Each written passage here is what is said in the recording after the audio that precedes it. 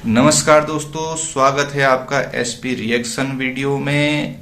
आशा है आप स्वस्थ होंगे, कुशल होंगे और सपरिवार आनंद से होंगे। मैं हूं सूरज और दोस्तों आज का जो दिन है ये बहुत ही विशेष महत्व का दिन है, क्योंकि आज दो ऐसे महापुरुषों का जन्म हुआ जिन्होंने अपना पूरा जीवन इस भारत भूमि के लिए न्यौछावर कर दिया।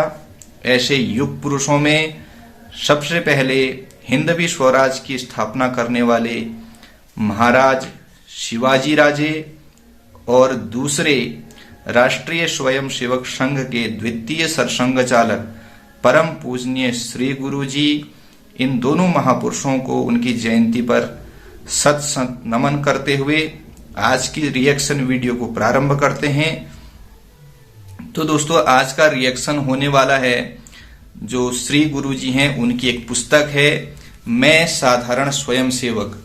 और इस पुस्तक में, क्योंकि ये उनकी स्वयं की रचना है मैं एक साधारण स्वयंसेवक, तो कुछ बातें इन्होंने इसमें लिखी हुई हैं। इन्हीं बातों में से कुछ बातों पर हम चर्चा करने वाले हैं और समझने वाले हैं क्या कुछ उनके जीवन में चलता रहता था, कैसी वो सोच रखते थे।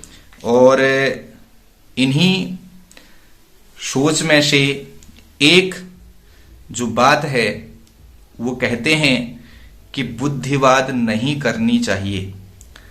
अर्थात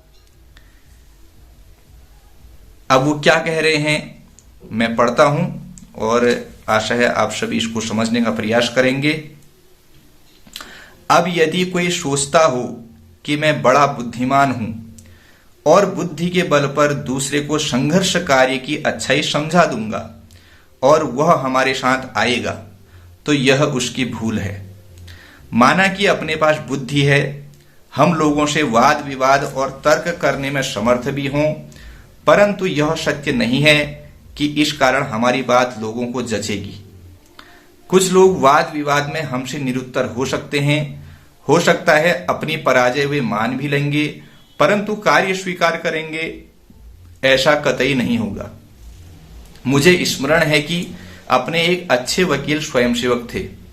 श्री गुरु जी आगे कहते हैं, मेरे एक मित्र ने मुझसे कहा कि उनके मन में संघ के विषय में अनेक प्रकार के संदेह आशंकाएं हैं और उनकी मुझसे मिलने और बात करने की इच्छा है। वह मेरा पुराना परिचित और कुछ दिन शाखा में आया हुआ था, अतः उसके घर में गया और पूछा कि तुम्हारे मन में क्या है, बताओ। फिर उस दिन मेरी उससे लगभग 1.5 से 2 घंटे बातचीत हुई।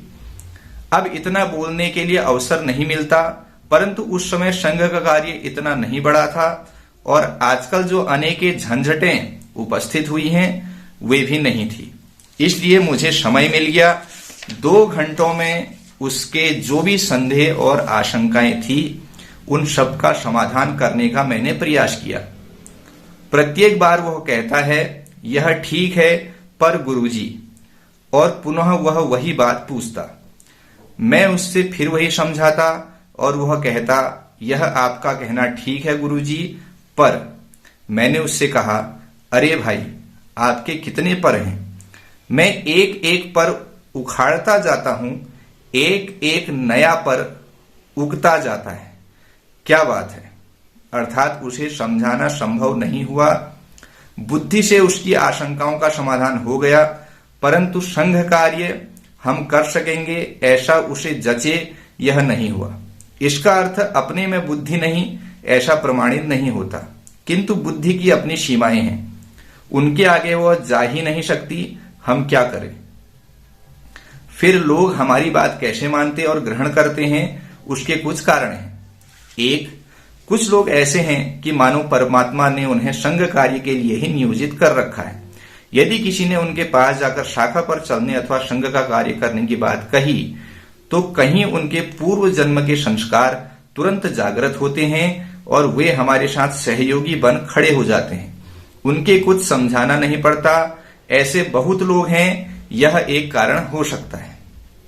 2, कुछ लोग स्वयं सोच विचार कर देश की परिस्थिति आदि देखकर विवेकपूर्ण संघ कार्य के अतिरिक्त गत्यंतर नहीं, ऐसा सोचकर कर्तव्य बुद्धि से कार्य करने हेतु आगे आते हैं।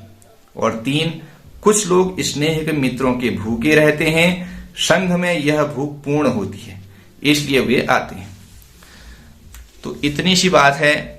तो मित्रों, कुल मिला के श्री गुरु जी कहना चाह रहे हैं कि हम बलपूर्वक या बुद्धिपूर्वक किसी से कार्य नहीं करा सकते जब तक वो मन से तैयार ना हो, और हम कितने ही उसके साथ तर्क कर दें, जब तक अपने अंदर से वह उस कार्य करने के प्रति इच्छा व्यक्त नहीं करता, जब तक वो अपने मन को उस प्रकार से तैयार नहीं करता, तब तक कितने ही तर्क उसके सामने किए जाएं, उसके प्रश्नों के कितने ही तर्क सहित हम उत्तर दे दें, वो उसे मानने को तैयार नहीं होगा। खैर, आपका इस विषय पर क्या मानना है, कमेंट करके जरूर बताएं। तब तक के लिए जय हिंद, वंदे मातरम।